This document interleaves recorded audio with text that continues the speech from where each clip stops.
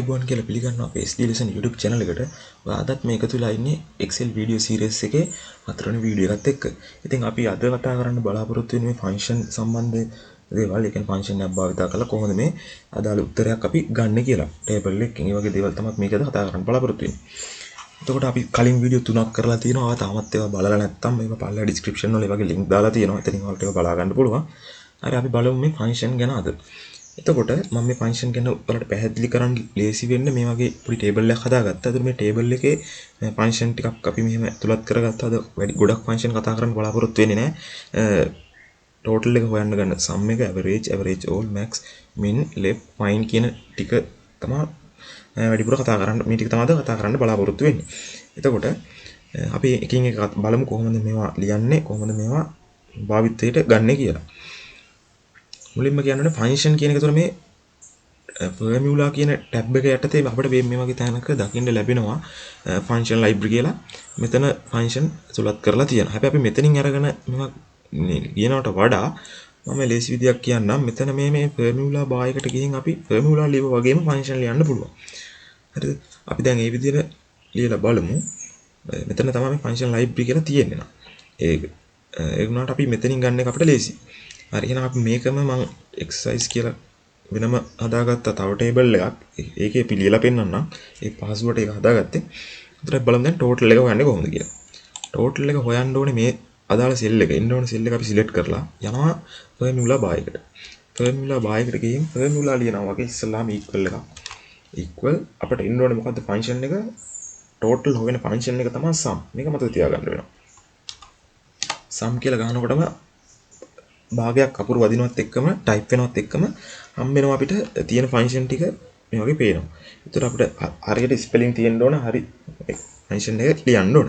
ඒතර සම් කියන එක අරගෙන අපි ටැබ් කී එක ප්‍රෙස් කරපුවාම වරහණක් ඔටෝ වැටෙනවා. ඊට පස්සේ අපි දැන් ඒ වරහණ අලුතෙන් දාන්න ඕනේ නැහැ. ඒ හින්දා මේ වරහණ තියෙනවා. අපි දැන් මේ ෆන්ක්ෂන් එකේ ඉන්න ඕන නම්බර්ස් ටික කොයි ටිකද කියලා සිලෙක්ට් කරන්න ඕන. අපිට දැන් මේ ටික එකින් එක සිලෙක්ට් කරන් යන්නත් පුළුවන්. කියන්නේ එහෙම නැත්නම් මේ මෙතනදලා මේ විෂයන් ටික කියන අපි එන්න ඕනේ. ඒතර මෙහෙම drag and drop කරලා මේ ටිකම සිලෙක්ට් කරනවා. ඒක විදිය. අපිට මේ සිලෙක්ට් කරන එකෙත් විවිධ විදි තියෙනවා. B3, E3 දැම්මොත් එහෙම B3, E3 විතරක් එනවා. ඊට පස්සේ B3, C3 වගේ දාලා B3 C3 දාලා ආයෙ කමාවක් දාලා ගත්තොත් ඈතින් එතකොට ඈත් වෙලා එනවා. අපි ඔය ඉස්සරහට කතා කරමු. හරි. දැන් අපි මෙහෙම සිලෙක්ට් කරලා තියෙනවා. අපි මේ වරහණ වහලා enter key එක press කරපුවාම අපිට අදාළ උත්තරේ ලැබෙනවා. 257යි කියලා. ඒකත් අපි හදලා හරි 257යි හරි. එතකොට මේක දැන් මේ ෆන්ක්ෂන් භාවිතෙදිත් අර ෆෝමියුලා වගේම අපි Excel වල එකින් එකට ලියන්නේ නැහැ.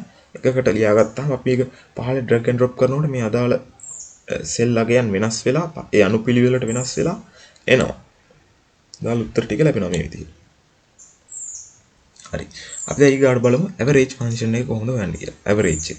ඒතර මේ average එක හොයද්දී average කියන function එක යටතේ සංඛ්‍යාත්මක වටිනාකම් විතරයි ගණනින් තමයි බෙදන්නේ. يعني ඉස්තන් තිබ්බොත් ඒ වගේම බෙදන්නේ නැහැ. එතකොට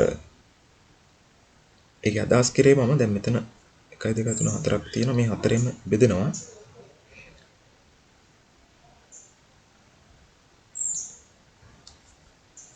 average එකෙන් ඕන total එක හොයපු වගේන් ටික බෙදන්න ඕනේ මේ හතරෙන්. ඒකෙම බෙදලා එනවා. හැබැයි දැන් මේ වගේ මෙතන බැලුවොත් එකක් විශයක් එහා absent වෙලා තියෙනවා. එතකොට එයා එතන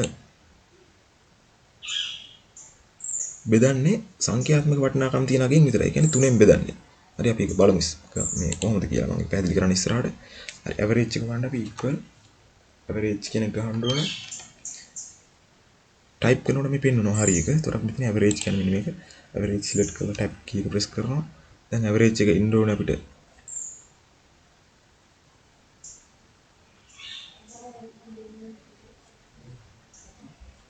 total එකේ අපිට මේ select එක select කරලා වරහණ වහලා enter එකක් ලබා දෙනවා.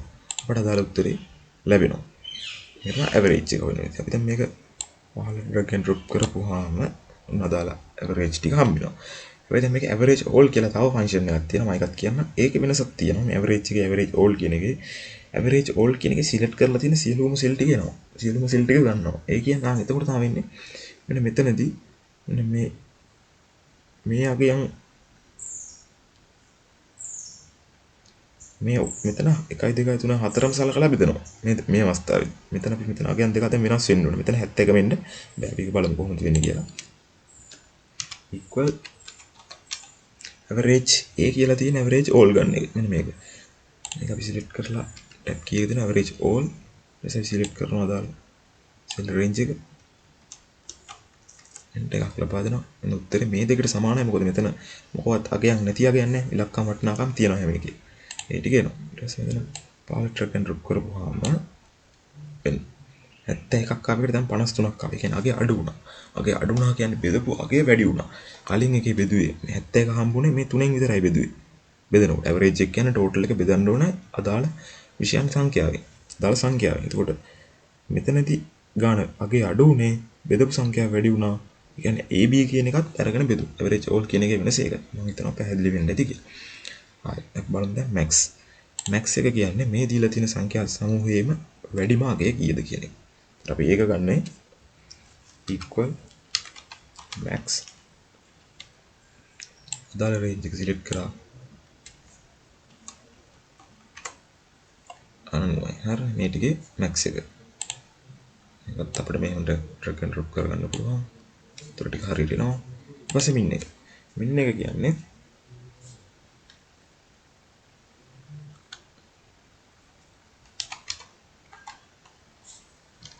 min cell range එක තමයි මෙතන වැදගත් වෙන්නේ. හැම වෙලෙම අපි cell range එක දෙනවා.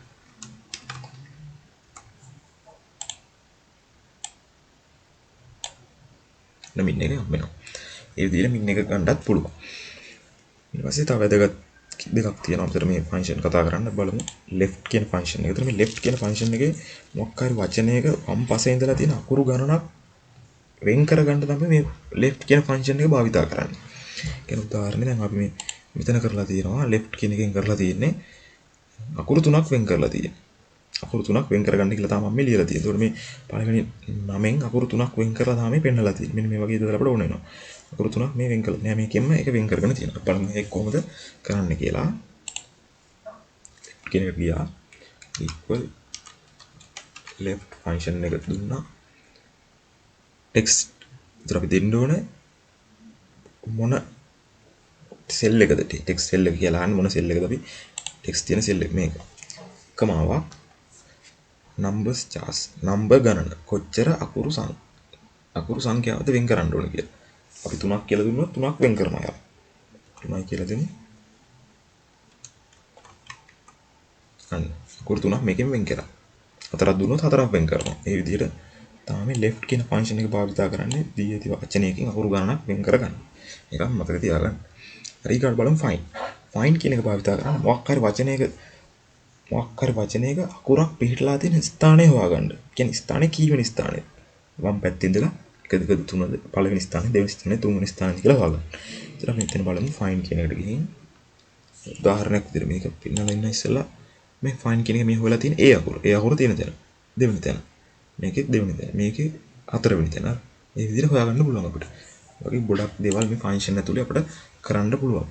මේ ටික ඉස්සලාම ඉගෙන ගන්න අපි ඊට පස්සේ ඊළඟට තව සංකීර්ණ ෆන්ක්ෂන් වලට යනවා. ඒව කතා කරමු. ලස්සනට මේක පිළිවෙලට ඉගෙනගෙන යන්න. සමානයි find. දෙක දුන්නා. අපිට හොයන්න ඕනේ අපි දෙමු ඒ අකුර කියලා දෙමු ඔන්න මේ සෙල් එකේ නෑ මෙතන මුලින්ම දෙන්න ඕනේ හොයන්න ඕනේ මොකද්ද කියලා. සායින්ද හොයන්න ඕනේ මොකද්ද කියලා. ඒක අපි දෙන්න ඕනේ කොටේෂන් ඇතුලේ. ඩබල් කොටේෂන් ඇතුලේ. අපි ටයිප් කරනේව දන්නේ නැහැ Excel මොනවද කියලා. ඒ කියන අකුර දන්නේ නැති හින්දා අපි ඩබල් කොටේෂන් දෙනවා. ඩබල් කොටේෂන් ඇතුලේ ඒ කියන එක තියෙන්නේ කොහෙද? මේ සෙල් එකේ ඊපස්සේ එක කියලා දානවා අපි වම් පැත්තේ ඉඳලා එක පළවෙනි අකුරේ ඉඳලා කීවෙනි අගය දෙන්නේ කියලා. ලයින් එකක් දුන්නා. අන්න දෙවෙනි තැන තියෙනවා කියනවා. හරි. මේ විදිහට drag and drop කරපුවාම ඔබට ඒ අගයන් ටික ගන්න පුළුවන්. හරි. එහෙනම් මේ ටික හොඳට තේරෙන්න ඇති කියලා මම හිතනවා මේ ෆන්ක්ෂන් ටික භාවිතා කරපු විදිහ. මෙතන තියෙනවා මේ විශේෂිත දෙයක්. ඒ මම මේ ෆන්ක්ෂන් භාවිතේ පොඩි ට්‍රික් එකක් කියලා දෙන්න යන්නේ. ඒතර නේ ෆස්ට් නේම් එක කියන එක අහනවා. දැන් අපේ නේම් එක මෙතන දීලා තියෙනවා. ෆස්ට් නේම් එක අපි මේකෙන් වෙන් කරලා ගන්න ඕනේ ෆන්ක්ෂන් භාවිතා කරලා. මේ කරලා තියෙන්නේ. මෙතන අපි අරගෙන තියෙනවා. සචින්ද කියන නම අරගෙන වෙන් කරලා අරගෙන තියෙනවා. බලමු මේක කොහොමද කරන්න කියලා. මෙතන තියලා අපි ෆන්ක්ෂන් එක මේකට තමයි වෙන් කරන්න ඕනේ සචින්ද කියන නම. ඒ කියන්නේ අපි හොයන්න ඕනේ මොනවද? මේකේ තියෙන නමේ අපි දැන් මෙතන හොයාගන්න මේ දෙකට භාවිතා කරන්න නැත්තරම මෙන්න මේ ෆන්ක්ෂන් දෙක වෙන් කරගන්නවා කීවෙනි තැනටද? ඔන්න ඕක තමයි අපිට භාවිතා කරන්න වෙන්නේ. ඒතර හොයන්න අපිට දැන් වෙන් කරගන්නවා කියලා මුලින්ම අපි භාවිතා කරන්න ඕනේ left කියන ෆන්ක්ෂන් එකනේ. left කියන ෆන්ක්ෂන් එක අපි භාවිතා කරනවා පළවෙනි මේ වචනේ හොයාගන්න. එහෙනම් left කියන ෆන්ක්ෂන් එක අපි භාවිතා වෙන්න ඕනේ. සමානයි left tab එක press කරා text එක අපි හොයන්න ඕනේ මොන සෙල් එකද කියන එක මේක කමා කීවෙනි මේක දැන් මේක අපි යුවේ left එකෙන් තුනන්නේ කීවෙනි සංඛ්‍යාවක්ද කොතෙන්ද එනකම්ද ඒ අකුර අපි කියන්න බෑනේ දැන් අපිට මේ අපි මෙතන නම් හොයන්න ඕනේ අපි කොතෙන්ද එනකම්ද ස්පේස් එකක් තියෙන තැනට මෙහා එකට දක්වා අපි වෙන් කරන්න ඕන කියලා තමයි කියන්න ඕනේ. ඒතර තමයි අපිට ඕන ටික හම්බෙන්නේ. ස්පේස් එකට මෙහාට. අපි එහෙනම් මේ left function එක ඇතුලේ මේ ඊගාට භාවිතා කරනවා find කියන function එක. එතනම දැන් find කියන එක දාලා අපිට හොයාගන්න පුළුවන් සංඛ්‍යාව. ඒකෙන් අපි මෙතෙන් දෙනවා සංඛ්‍යාව. number charts ටික මෙතනින් find කියන එක ඇතුලෙන් දෙනවා. තාම මෙහෙම කරන්නේ. find ටැබ් කී එක ප්‍රෙස් කරලා මේ විදිහට දැන් find හොයන්න ඕනේ මොකක්ද අපි හොයන්න ඕනේ මෙතන ස්පේස් එක. හැම එකේම ස්පේස් එකක් තියලානේ තියෙනවා. ස්පේස් එක අපි දෙනවා කොටේෂන් ඇතුළේ. දැන් යා ස්පේස් එක ගන්නවා. ඊට පස්සේ කමාවක් දාලා අපි දැන් හොයන්න ඕනේ within text මොන text එකේද? මේ text එකේමනේ. ඒ text එකක් දීලා ආයෙ කමාවක් දාලා එක කියන එක දෙනවා. වම් පස්සේ ඉඳලා තමයි වෙන් කරන්න යන්නේ. හරි.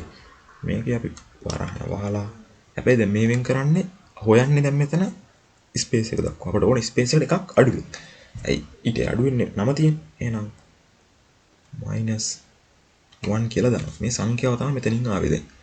දාලා ආපහු left කියන එකේ වරහන අපි වරහන් වෙයිලා හරියට තියෙනවා. left කියන එකේ වරහන මේ වහලා තියෙනවා. find කියන එකේ වරහන මේ තියෙනවා. හරි දැන් අපි enter එකක් ලබා දෙනවා. අන්න නම හරියටම වෙන් වුණා. අන්න මේ විදිහට පාල drag and drop කරවම කොහොම ටික වෙන් වෙනවා. okay. එහෙනම් මම හිතනවා ෆන්ක්ෂන් මේ අද කතා කරපු ෆන්ක්ෂන් හතක් කතා කරා අපි මේ ෆන්ක්ෂන් හත උදේට තේරෙන්නේ නැති කියලා ඒකේ භාවිතයක් කතා කරා. අපි ඊළඟට if ෆන්ක්ෂන් එක යනවා. if ෆන්ක්ෂන් එක ටිකක් සංකීර්ණ පොඩ්ඩක් හිතන්න ඕන දේවල් ඒවා if එක nested if sum if තව ඉස්සරහට ෆන්ක්ෂන් තියෙන ගොඩක් අපි ඒක ගැන කතා කරමු.